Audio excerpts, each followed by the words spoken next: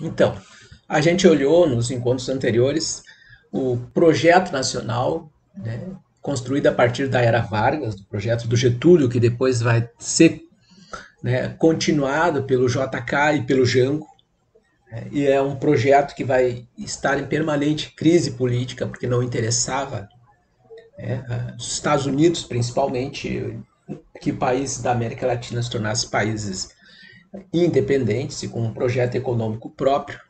E por conta disso, as interferências nos anos 50 e 60 vão ser constantes na América Latina. O Vargas é afastado duas vezes, há tentativas de afastar o JK. O Jango é, né, barrado inicialmente, em 61, depois da renúncia do Jango, consegue assumir. E em 64 vem o golpe, articulado pela Embaixada dos Estados Unidos, com participação direta da marinha deles, inclusive, que chegou ao Porto de Santos com o objetivo de interferência militar, mas não foi necessário, né? E o golpe foi todo preparado a partir de, né, contatos dentro da Embaixada dos Estados Unidos pelo embaixador Lincoln Gordon, mas também por uma série de agências, né, que se fantasiavam de cavalo de Troia, agências de fomento, de financiamento, com políticas, entre aspas, de apoio ao desenvolvimento dos países do terceiro mundo, e que vão ser usadas. Era o caso do MEC USAID, por exemplo, tem um programa, né, da USAID com o MEC, vão ser usados como forma de cooptar elites econômicas e políticas para o projeto de ditadura que ia vir, e que em 65 acaba sendo consolidado, né, um ano depois do golpe. Então, né, o Quino, autor da Mafalda, faz até uma charge, né, com o cavalo de Troia dos gregos, e aqui é a estátua da liberdade, a liberdade de Troia, né, dos Estados Unidos com os países da América Latina, em particular, no caso que nós estamos discutindo agora. O governo Jango era um governo que já vinha sofrendo constantemente crises políticas, crises fabricadas artificialmente. Interessante talvez olhar para essa imagem aqui antes de seguir em diante, só para lembrar, né, que o continente, o subcontinente, né, todo praticamente cai em ditaduras. Né? O Paraguai, por exemplo, está numa ditadura desde 54. A Argentina sofreu algumas ditaduras, mas a ditadura mais violenta, que vai desaparecer com 30 mil pessoas, se instala em 76. Em 73, a ditadura do Pinochet. Em 71, ditadura na Bolívia. Em 73, oficialmente ditadura no Uruguai, embora já tivesse sob estado de sítio desde antes. Né? E em 64, ditadura no Brasil. Há uma pressão externa que está derrubando os governos democráticos na região, com um falso discurso de comunismo, comunismo, comunismo. E o João Goulart foi vítima dessa articulação no continente. Vocês viram lá no documentário O Dia que Durou 21 Anos, que é todo feito com material colhido na Casa Branca, o Lyndon Johnson articulando o golpe, defendendo, né, que tem que se livrar desse cara, nós precisamos nos livrar desse cara, o Lyndon Johnson disse, se referindo ao Jango. Né? E finalmente o golpe, né, em andamento a partir da tentativa do Jango de nacionalizar as refinarias de petróleo. Em março de 64, né, a conspiração se organiza e vem o golpe. A ditadura, desde o começo, é ditadura, embora ela vá se colocar mais adiante, ainda com mais repressão, com, né, dissidências dentro da própria ditadura, né, ela já é ditadura desde o início. 50 mil pessoas, pelo menos, são presas nos primeiros dias depois do golpe. E uma série de funcionários públicos, professores universitários, juízes, militares vão ser caçados, presos. Caçado quer dizer que ele vai perder o cargo, vai ser, né, destituído do cargo, vai ter os seus direitos políticos cassados, vão ser presos sem acusações. E uma ditadura faz isso, ela prende as pessoas sem acusação, ela se livra daquelas pessoas que podem, né, se tornar um empecilho para ela. Vamos fazer isso com a Juju Angel, por exemplo, nós vamos falar numa outra aula sobre isso. Né, quando ela começa a incomodar muito por conta do filho dela que desapareceu, o Stuart Angel. Né. A ditadura, né, vai ser comandada por 5 militares que vão se revezar, vão se substituir ao longo do governo, ao longo do período militar. Né.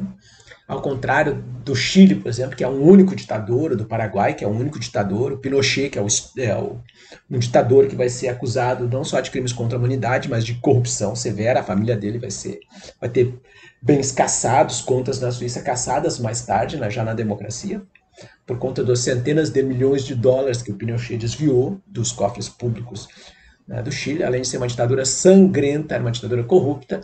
Uma outra ditadura de um único ditador, a do Paraguai, do Alfred Stroessner, vai ser acusado, e com provas, né, de comandar uma rede de abuso sexual contra meninas de 13, 14 anos. Ele era um abusador, é um ditador, ele governa o Paraguai por quase 40 anos. Né? Mas no caso do Brasil, não, é diferente.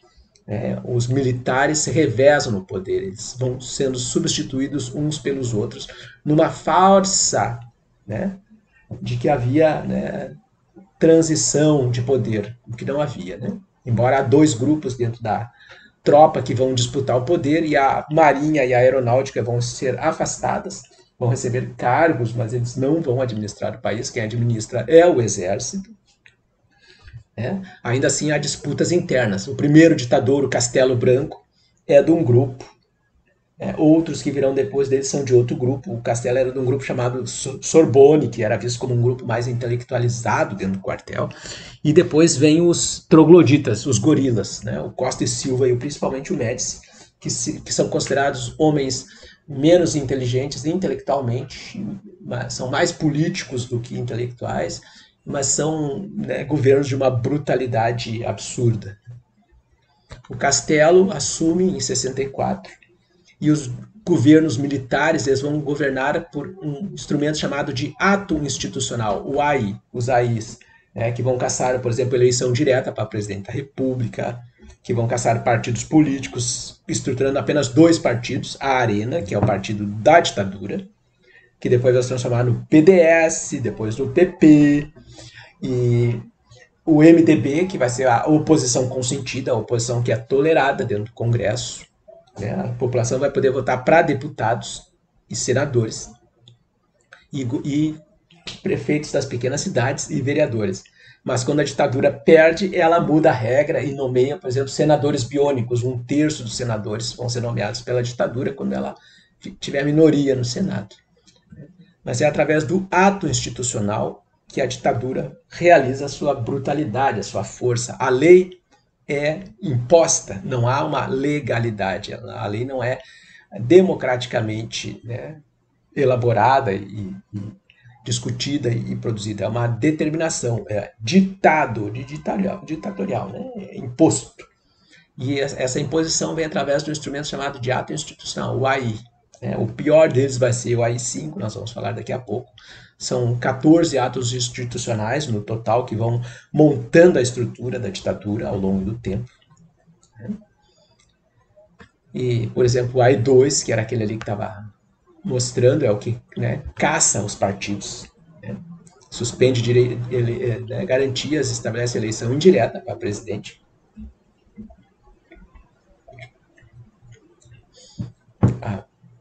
Toda ditadura governa através de 3 pilares que a gente precisa insistir: repressão, censura e manipulação.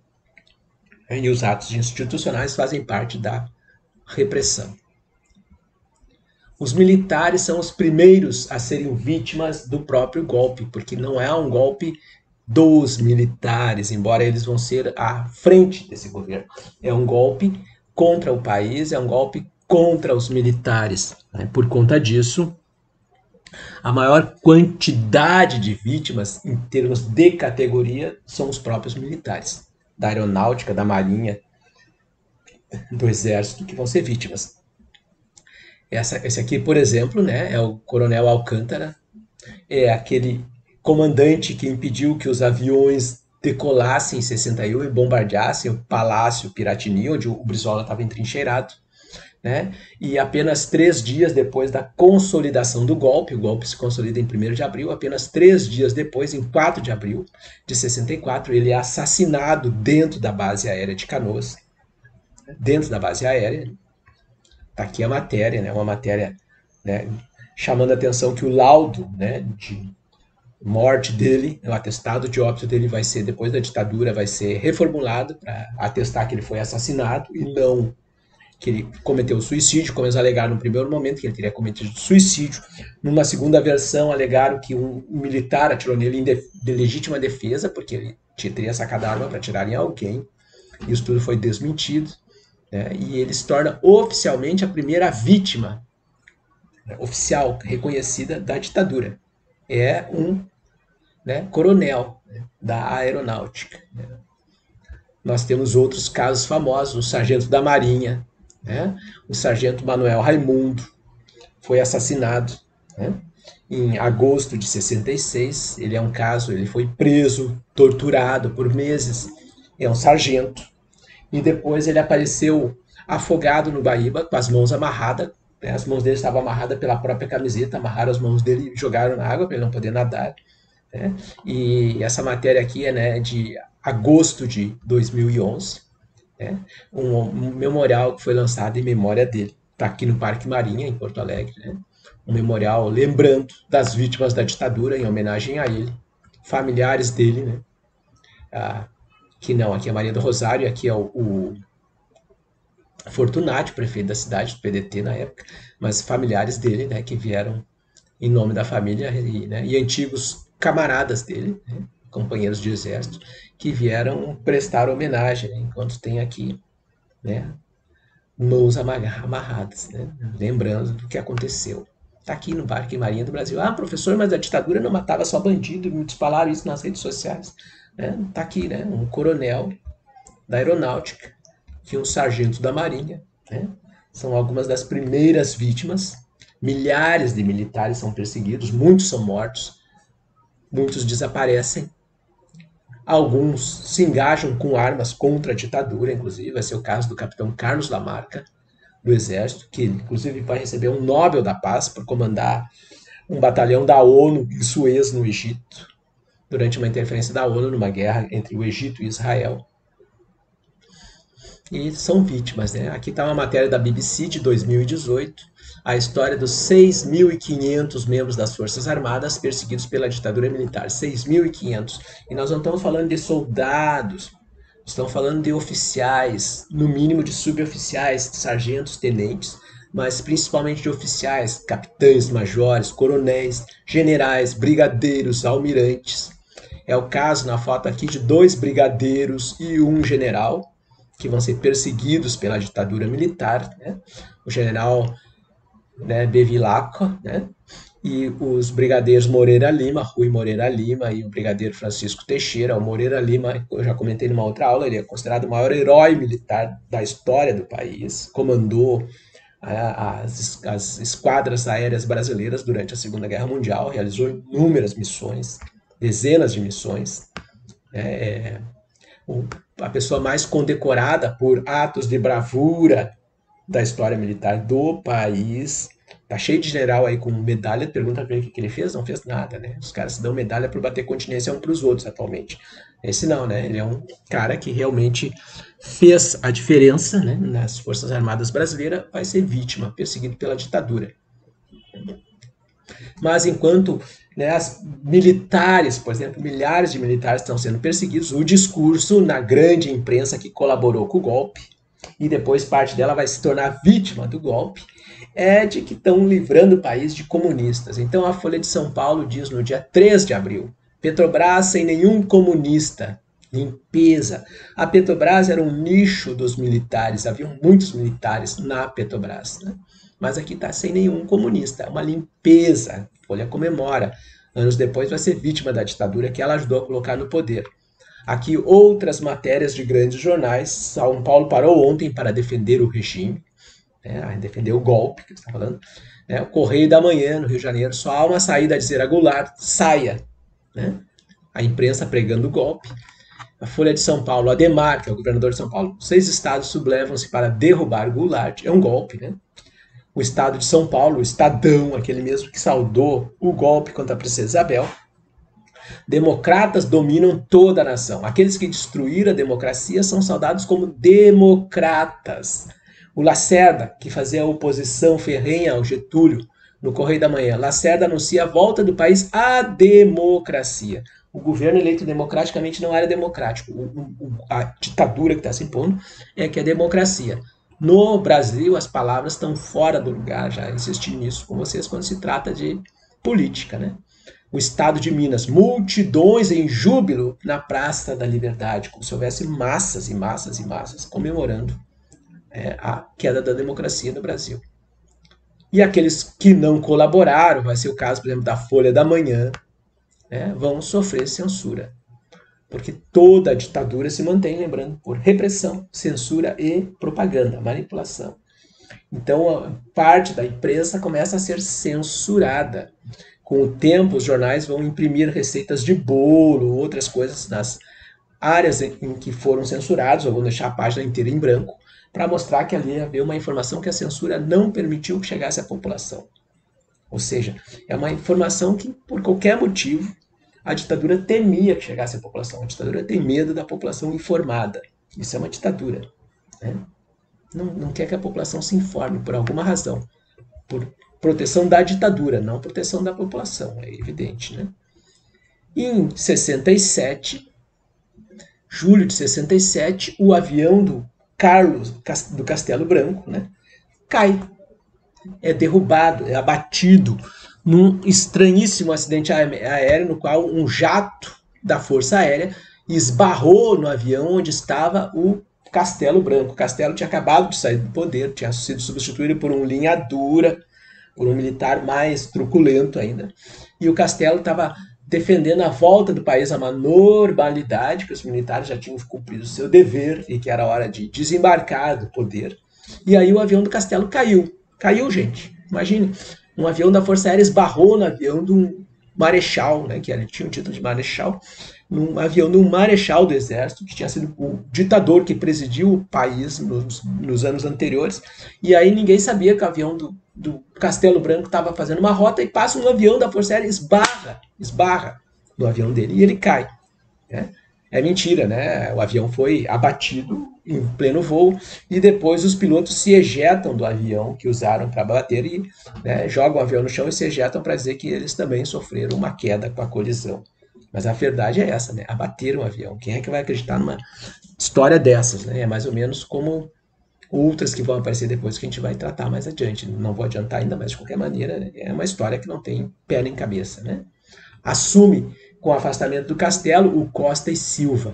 A ditadura está entrando num período mais obscuro, que vai ser conhecido como os anos de chumbo, né? Porque agora a linha dura, os trogloditas, os gorilas estão no comando do país.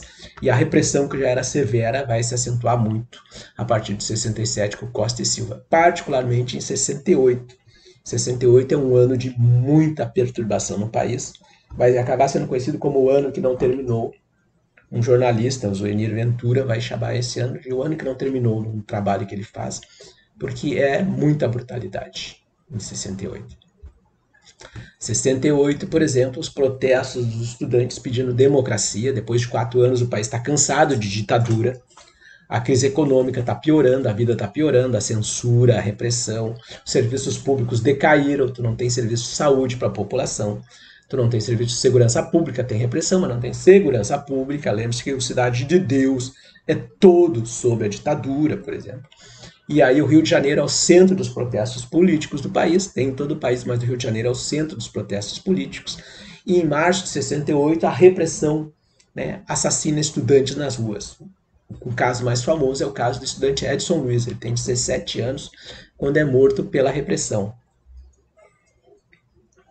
A morte do Edson Luiz é uma espécie de catalisador do descontentamento social. E nos dias seguintes o país se enche de protestos contra a ditadura. É 68, o mundo está marchando em protestos no México, nos Estados Unidos, na Alemanha, na França, em várias partes do mundo, protestos estão sacudindo as estruturas. A ditadura tem medo que 68 seja o mesmo no Brasil. E por isso ela vai responder aos protestos com mais violência. Na semana seguinte, durante o velório do Edson Luiz, o país mergulha em mais repressão. 50 mil pessoas participam nos velórios. O grito nas ruas é "Deste luto nasce a luta", né? E a repressão se intensifica.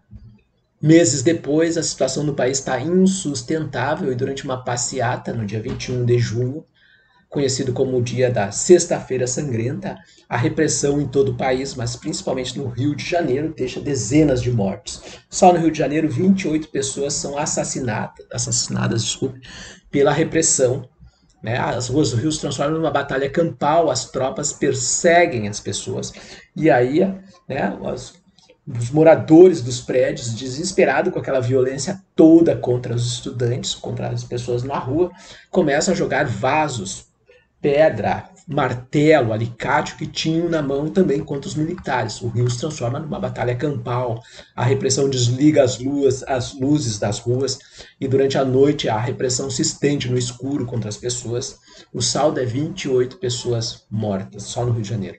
Uma semana depois, o país explode nas ruas, com a passeata dos 100 mil. São várias passeatas no país, mas o Rio de Janeiro é a mais intensa delas, conhecida como a Passeata dos 100 mil, em 26 de junho, quando a classe artística se junta com os estudantes e com trabalhadores, com bancários, com metalúrgicos, com professores, e vão todos para as ruas.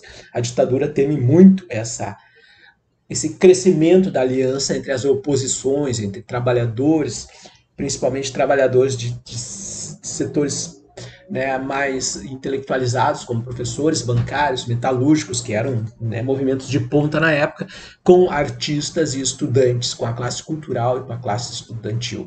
Gilberto Gil, Caetano Veloso, Nara Leão, Rita Lee, Odete Lara, Norma Bengal, que são atrizes, o Oscar Niemeyer, a Clarice Lispector, né, escritora, Milton Nascimento, está todo mundo nesse movimento aí.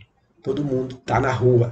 Aqui, por exemplo, nós temos uma foto, né, com o Carlos Clear, a Clarice Lispector, o Oscar Niemeyer, né, o Glauber Rocha, que é diretor, e o Milton Nascimento, a Clarice está aqui, desculpa, eu disse ali, mas é aqui, a Clarice Lispector, né? O Glauber Rocha aqui atrás, que é diretor de cinema. Então tu tem uma intelectualidade que está nas ruas junto com a classe artística. Aqui as damas do cinema e do teatro brasileiro vão ser futuras damas da novela. As mães ou vós de vocês vão ver muitas e muitas novelas da Globo com essas mulheres, nos anos 70, nos anos 80, né, com a Eva Tudor, a Tônia Carreiro, a Eva Vilma, Odete Lara, a Norma Bengal, entre outros, né, que estavam ali se colocando, né, contra a ditadura. Não vai tapar a boca, não, né?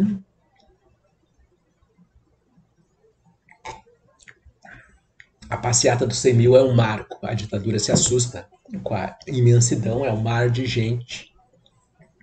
E ela se prepara para fechar o país. Em outubro de 68, o ano que não terminou, o Congresso Estudantil da Uni é, né, vítima de uma ação policial em Ibiúna, interior de São Paulo. Os estudantes estavam com as suas organizações banidas, tu não pode te organizar, tu não pode te manifestar, tu não pode te encontrar com ninguém. Está proibido. E aí eles fazem um encontro para eleger a liderança da UNE, a União Nacional dos Estudantes, que é uma organização muito importante na época para resistência social. E essa reunião é clandestina. Fazem no interior de Ibiúna, num sítio de um general que cedeu o sítio para eles. Um general que, que foi esse encontro da UNE com esse general foi intermediado pela Igreja Católica e por um outro coronel, para ver como a ditadura não era uma coisa que perseguia bandidos, tem militares, membros da igreja, que estão articulando para os estudantes poderem se reunir. Só que eles eram muitos estudantes, era uma cidade pequena, as pessoas estranharam aquele monte de gente estranha, muita gente comprando pão, comprando leite na cidade para alimentar aquela gente. Chamaram a polícia e o Congresso da Uni caiu. São mais de 1.000 estudantes presos.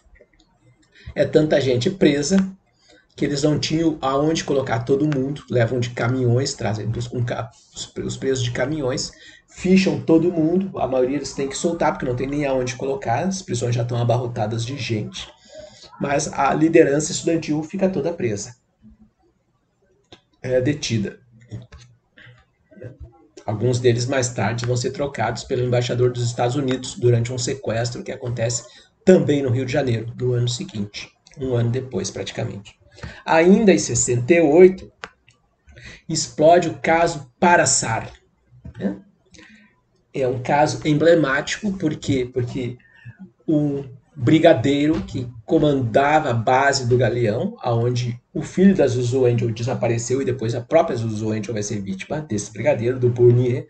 O Bournier chama para uma reunião um grupo de paraquedistas, são pilotos profissionais de um comando chamado Paraçar, que era um grupamento de salvamento, e designa uma missão para eles. No dia 12 de junho de 1968, eles iam explodir a represa de Ribeirão das Lajes, que alimentava o Rio de Janeiro com eletricidade. Isso ia jogar o rio nas escuras, isso seria às 18 horas.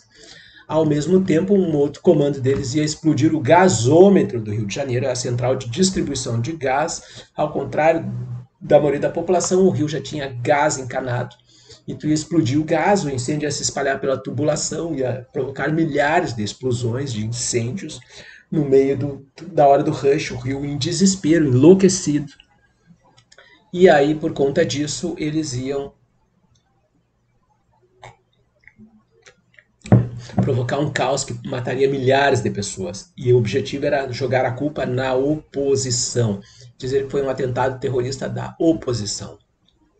O comandante desse destacamento, Sérgio Carvalho, conhecido vulgarmente como Sérgio Macaco, se recusa, sai dali e denuncia para todo mundo que ele pode, para a imprensa, para o Chacrinha, para quem ele encontra pela frente, o que estava acontecendo. Ele consegue, com isso, impedir o atentado, que ia matar milhares de pessoas. Era um atentado promovido por um setor dentro da ditadura, um atentado terrorista, promovido pelo Estado. Não vai ser o primeiro nem o último, mas a culpa era para ser jogada na oposição. E por conta disso, ele vai ser perseguido, vai ser preso, vai ser torturado, vai ser demitido, não vai conseguir mais emprego, vão destruir a vida dele. Mas ele denunciou. E olha que o Sérgio Carvalho, ele era um cara que lá em 64, quando teve o golpe, com todo aquele discurso comunismo, comunismo, comunismo, ele acreditou que a intervenção militar era benéfica para o país, que ia melhorar a vida do país. Né? 6 anos depois, 4 anos depois, desculpa, ele está estarrecido com o que está acontecendo no país e ele denuncia e se torna vítima disso. É um capitão da aeronáutica, né? Não é um bandido, né? É um capitão da aeronáutica. Vocês encontram no YouTube uma entrevista de 1h30 com ele, né? Quando ele fala, conta a história dele e vai contar também a respeito do caso Paraçari, da quantidade de vítimas. Ele mesmo disse que a expectativa das mortes para o comando que ordenou a eles a ação era de pelo menos 100 mil mortes no Rio de Janeiro. 100 mil, gente, 100 mil, em 1968. 17 anos depois, exatamente 17 anos depois, com o país já retornando aos poucos à normalidade democrática, né? Ele, o Sérgio Carvalho, ganha o título de cidadão benemérito do Rio de Janeiro.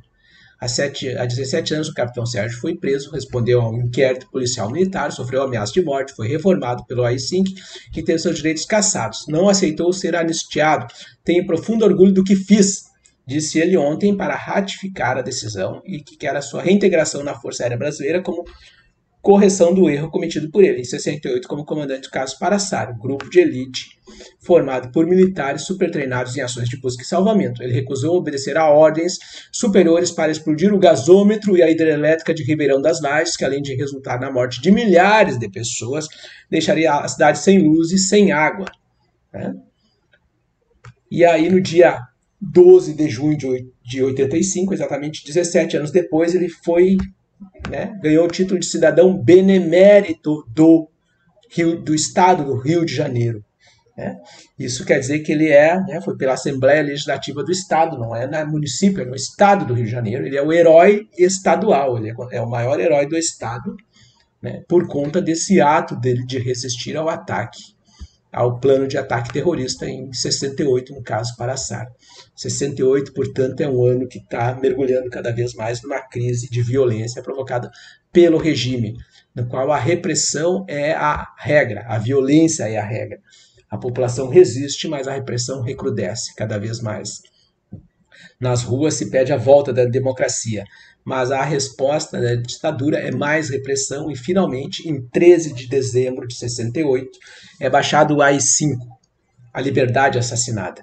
O AI-5 é o ato mais duro da ditadura, porque cassou completamente o direito de defesa. As pessoas podiam ser presas sem notificação jurídica até então, né? Muitas pessoas presas eram levadas a um delegado, depois a um juiz. Agora não, né? Tu podia simplesmente ser sequestrado na rua por um agente e ninguém mais ia te ver. As pessoas começavam a desaparecer. A ditadura faz isso, desaparece com gente. É fascismo. É um outro tipo de fascismo, mas é fascismo. As pessoas começam a desaparecer, estabeleceu inclusive nas leis complementares pena de morte para atos de subversão, seja lá o que for a subversão. O Chico Buarque vai dizer numa música, você que inventou o pecado, o AI-5 esqueceu de inventar o perdão, e com o AI-5 o país mergulha nas trevas. Né? É um golpe dentro do golpe, ele é tão violento que alguns autores dizem isso, que em 68 houve um outro golpe de Estado contra o país, que é o AI-5. E a repressão recrudesce. O Chico diz, apesar de você, amanhã há de ser outro dia. Ainda é o Costa e Silva, ele logo vai ser afastado por conta de um derrame e assume o Médici, quando os anos ainda serão piores. Os anos 60 também são anos de muita efervescência no mundo e no Brasil. O mundo está vivendo a contracultura, a geração que luta contra o Vietnã, a expressão do rock, os Beatles, os Rolling Stones, Bob Dylan, Janis Joplin, Frank Zappa, Pink Floyd. E no Brasil surge um movimento que vai representar essa atualidade, a Tropicália, que fundia, né, numa linguagem nova, né, a música brasileira, inclusive com a introdução de guitarras.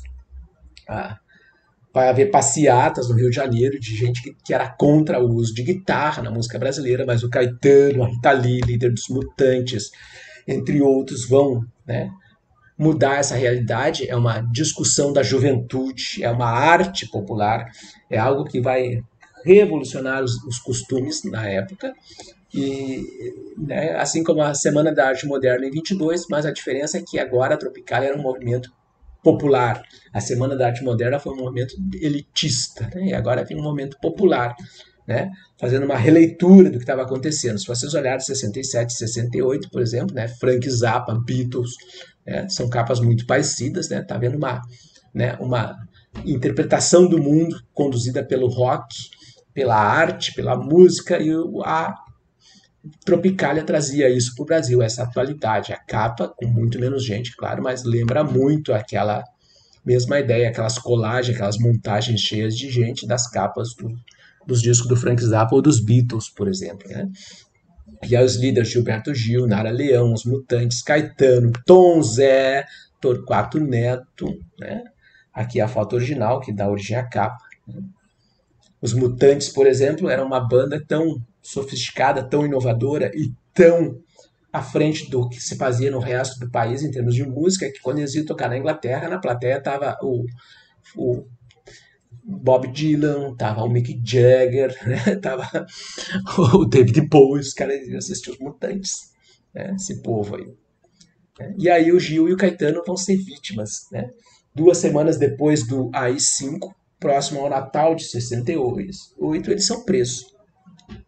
Presos, acusados de subversão, depois que eles, né, fazem músicas que são questionadas pela ditadura, né, denunciando o Esquadrão da Morte, a escuderia Lecoq, numa dessas músicas, de um espetáculo que eles tinham montado. Eles são presos, ficam meses presos, a ditadura não sabe o que fazer com eles, eles são populares demais para desaparecer, e aí decide mandá-los para o exílio, expulsá-los do país.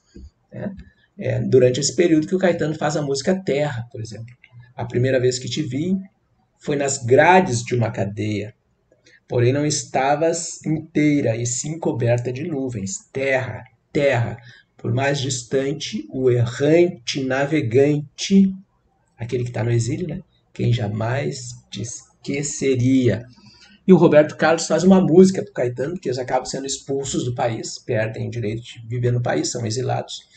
E o Roberto Carlos faz uma música para o Caetano, que todo mundo pensava que era para uma mulher, né? Mas na verdade é para o Caetano, debaixo dos caracóis dos seus cabelos. Né? Um dia a areia branca seus pés irão tocar, e vão beijar teus cabelos a água azul do mar.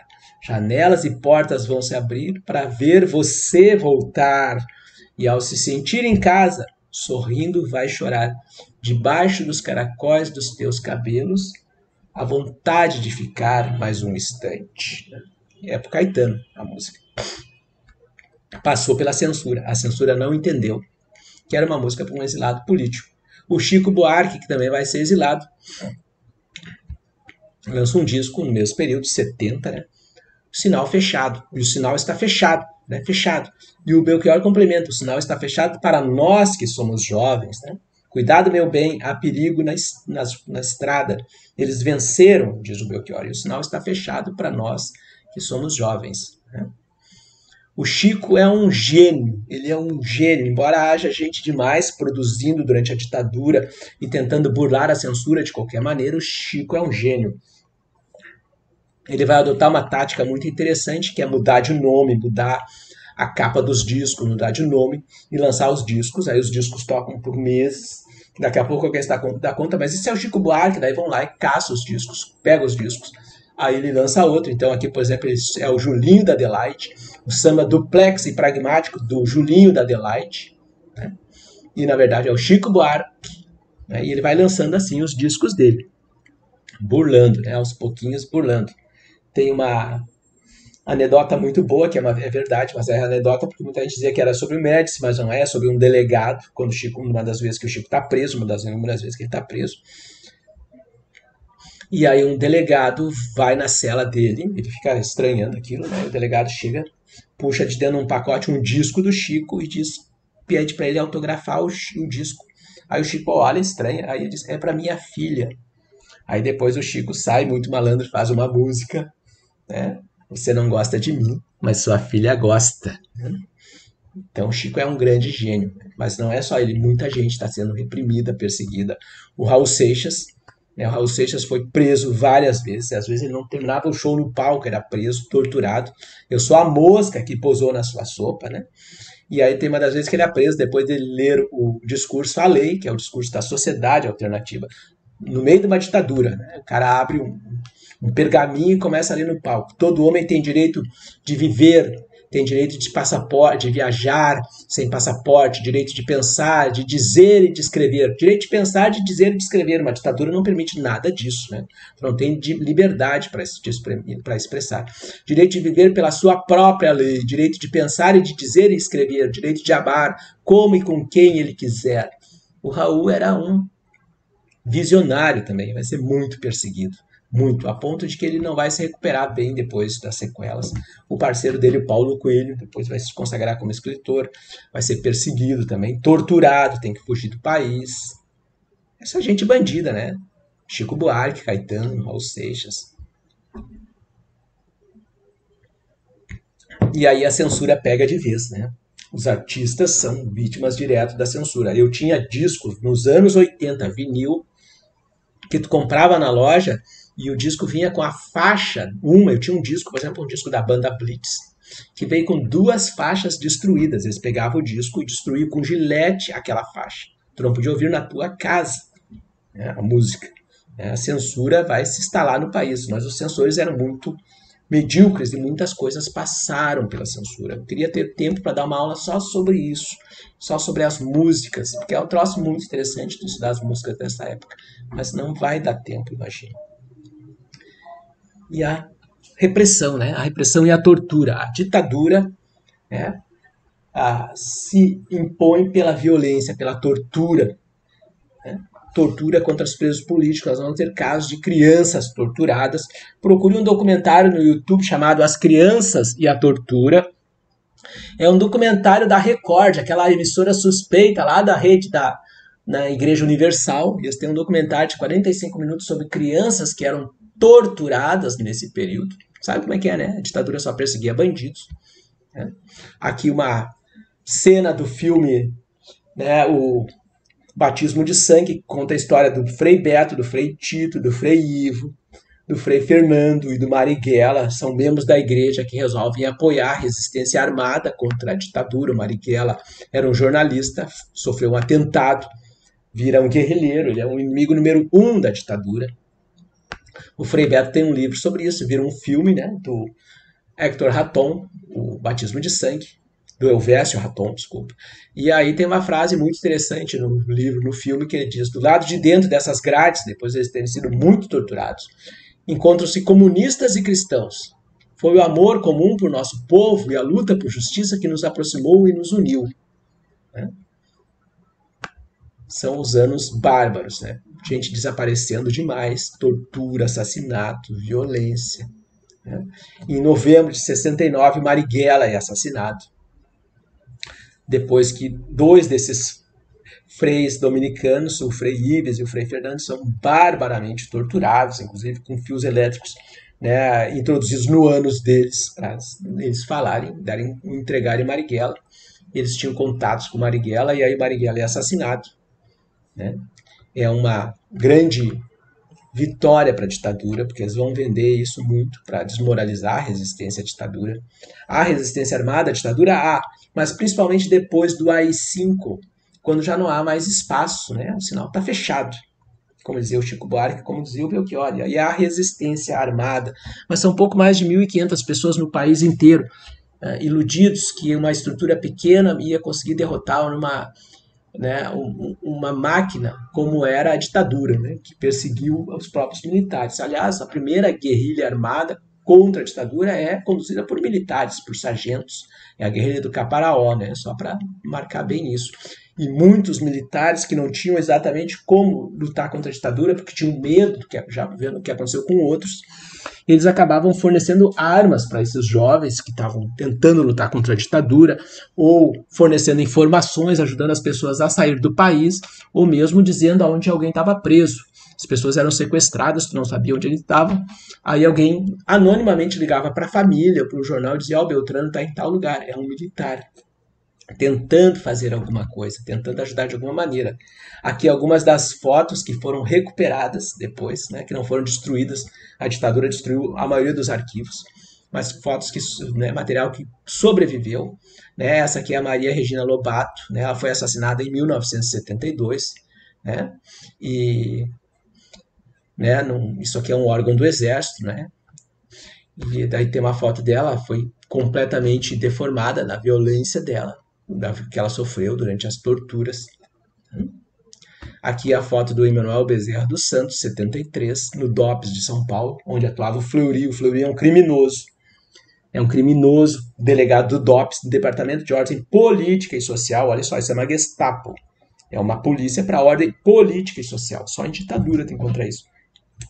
O Fleury vai ser assassinado depois pela própria ditadura, porque ele virou um viciado em drogas, se envolveu com bicheiros, é um dependente de cocaína, ele sabe demais, e aí ele é assassinado pela própria ditadura. Tem um delegado do DOPS, do Espírito Santo, também do DOPS, já vou lembrar o nome dele, né? O Cláudio Guerra, delegado Cláudio Guerra, procure esse nome, ele tem 2 depoimentos, cada um de 1h30 no YouTube, que ele dá, que ele conta tudo que ele fez, e tem um livro chamado Memórias de uma Guerra Suja, que também é um livro sobre as memórias dele, e ele conta, né, tudo que ele fez, né? Inclusive que ele diz que ele assassinou mais de 100 pessoas, que ele não sabia quem eram as pessoas que ele matava, ele era levado em algum lugar para matar uma pessoa. Ele diz, ele nunca torturou, o papel dele era assassinar, executar opositores. E aí eles prepararam a emboscada para o Fleury, na qual ele comanda essa emboscada, e eles matam o Fleury, o plano é dele. Ele comenta tudo isso no livro dele, e eles matam o Fleury, porque o Fleury sabia demais. O Fleury é o cara que assassinou essas pessoas. Era um arquivo vivo e a ditadura estava com medo que ele desse com a língua nos dentes. Né? Mais uma vítima também no DOPS de São Paulo, em 71, o Joaquim Alencar de Seixas. Né? São mortos, tá, gente? Lamento mostrar isso para vocês, são mortos, tá?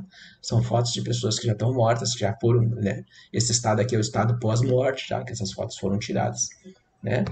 Aqui, mais um, né? Também no DOPS São Paulo, o Antônio Carlos Bicalho, também foi torturado, né? Destroçado, né?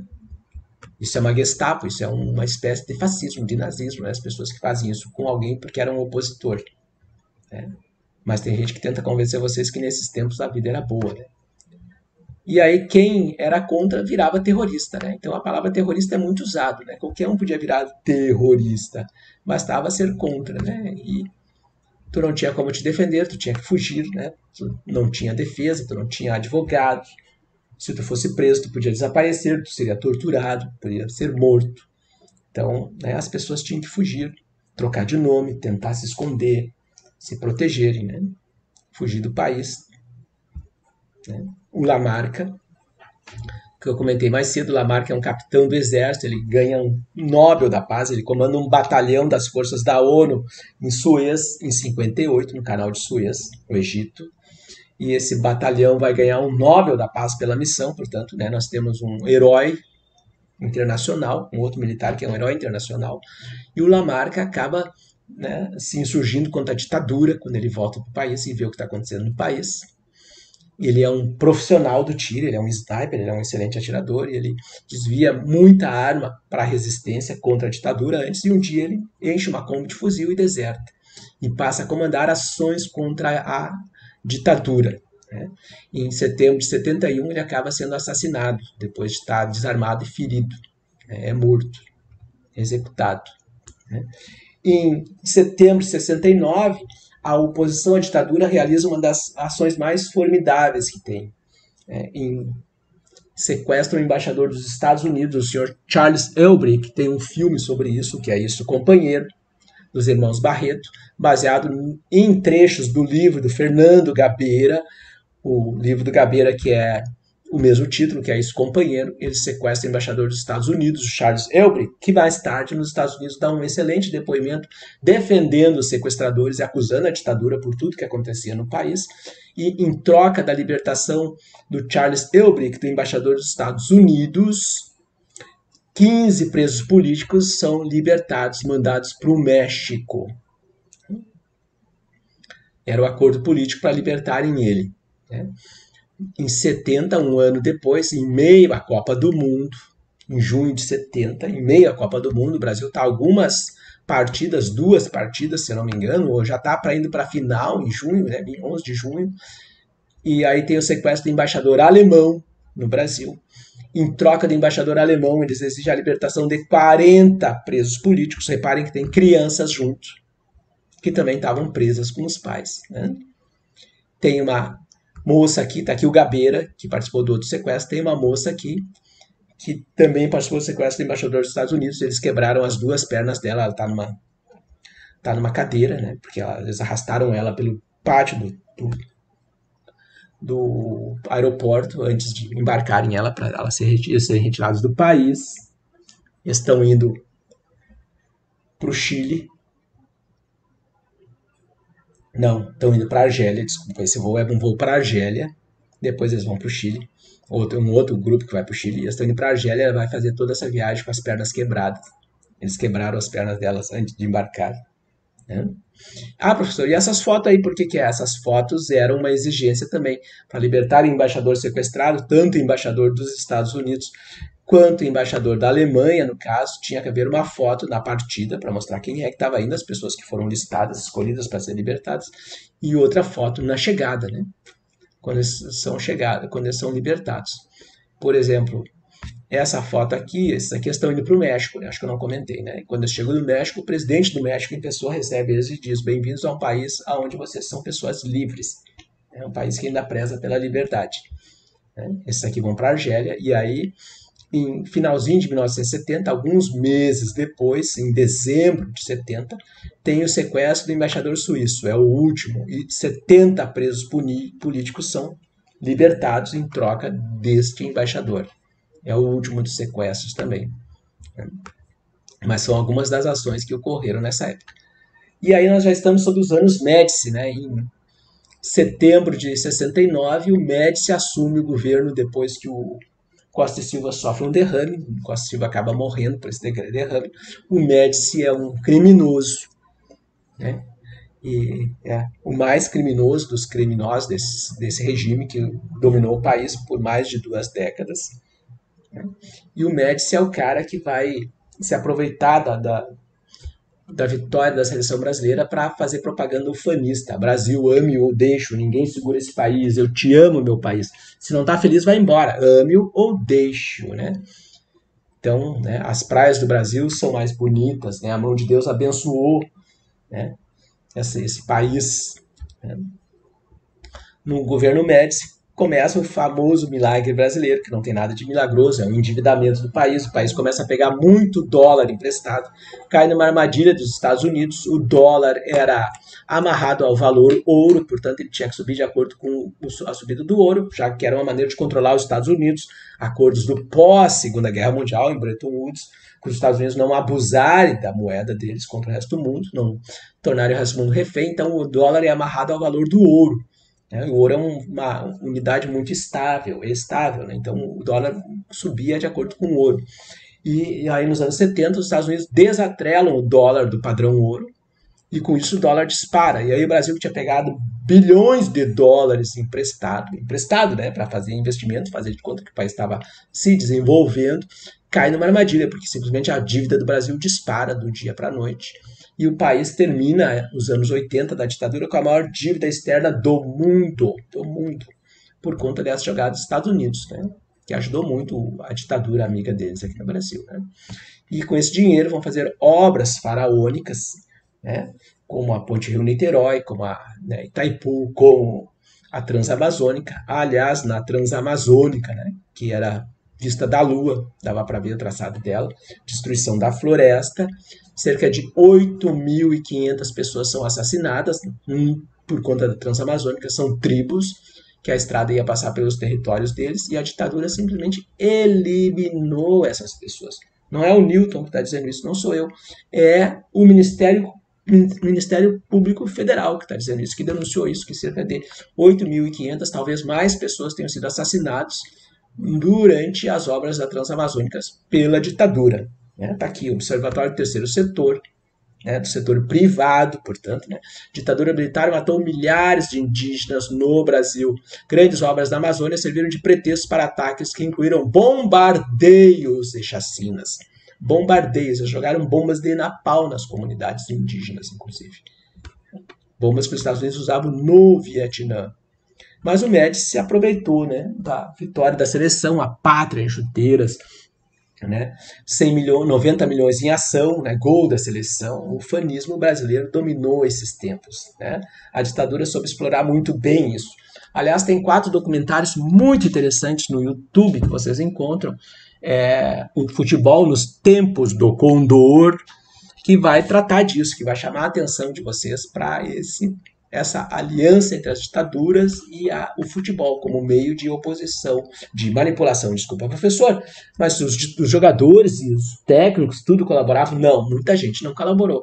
Muita gente teve a carreira arruinada, foi perseguido por conta disso. É o caso, por exemplo, do João Sem Medo, o João Saldanha, que era técnico da seleção brasileira do Mundial de 70, mas que, por conta das posições dele, da oposição dele à ditadura, ele foi destituído semanas antes da seleção partir para o México.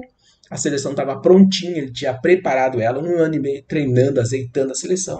E aí, no momento final, tiram ele entre os agalos. E o João Sem Medo sai afastado. Mas, por exemplo, é mais um bandido, mais um bandido perseguido pela ditadura.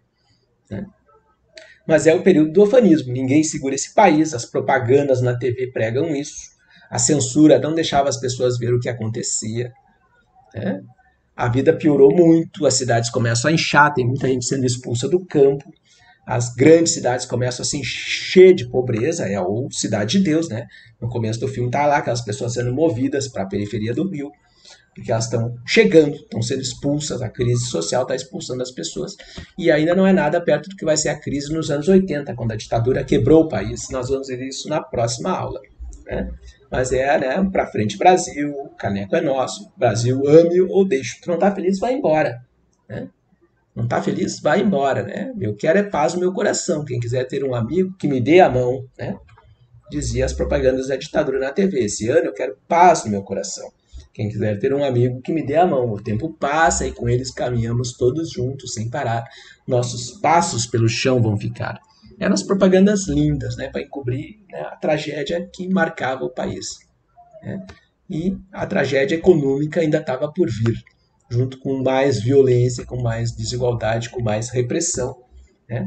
Porque aí a dívida externa do país, por exemplo, a dívida dispara, né? Ó, 1967, 71, e aí, ó, aí o país quebra, né? O país quebra.